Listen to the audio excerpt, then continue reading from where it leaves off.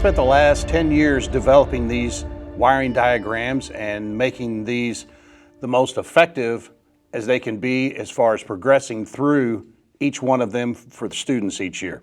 As they go through these, they will begin learning how to make splices, learning how to understand how a circuit works, and how to design those circuits. And there are a total of 50 scenarios in this book.